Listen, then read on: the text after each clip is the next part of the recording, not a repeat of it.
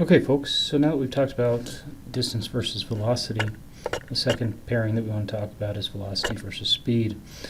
And the nice thing about this is that we can actually describe everything in terms of functions here, so it'll be a little more straightforward. So let's suppose S of t gives the displacement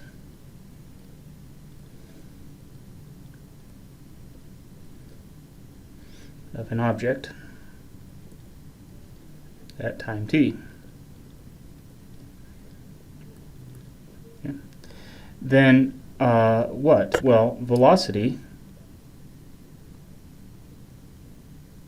and here from here on out, if I use the word velocity, I do mean instantaneous velocity.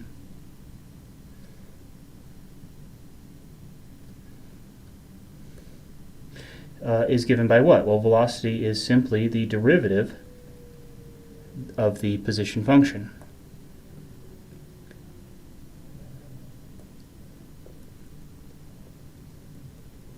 Okay.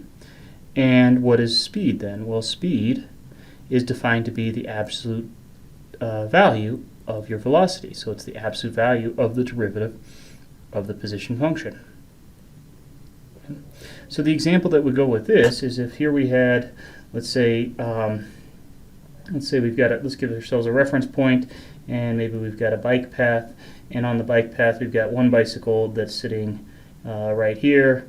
Well, I don't know if I can do this. Here's a bicycle, and there's somebody on it. I'm not even going to try that. And let's say the person is heading 10 miles per hour to the right. Okay. And then we have over here, or it doesn't even have to be over here, let's say we've got another bicycle.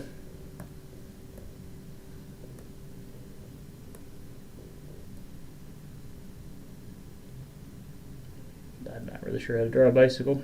Okay, pretend that's a bicycle. And it's moving 10 miles per hour to the left. Okay. Well, typically we go ahead and assign an orientation that we're going to say to the right of our start position is positive. When you're moving to the right, then you have positive velocity, and to the left of our starting position is negative. And if you're moving to the left, regardless of where you are to that starting position, if you're moving to the left, your velocity is negative. So we would say that for bike, let's go ahead and label this. This is bike A, and this is bike B. So the velocity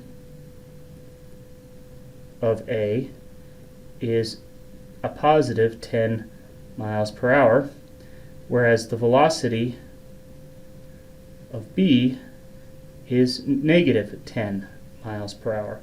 Why is that velocity negative? Because it's moving to the left. Again, the origin, I want to make sure I didn't confuse you there by putting that origin in that position. Let me put it, maybe our origin's over here. Nothing to do with it, the relationship to the origin. But if the object is moving to the left, then we'll normally say that that has a negative velocity, and if it's moving to the right, then we'll say that it has a positive velocity. But the speed of bike A is 10 miles per hour. Notice I don't assign any sort of direction there. And the speed of bike B is also 10 miles per hour.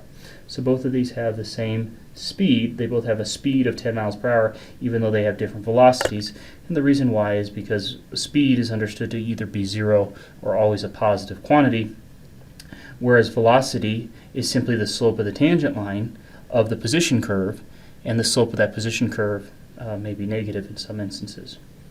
So at this point, what I'd like you to do is go ahead and take a look at question B here.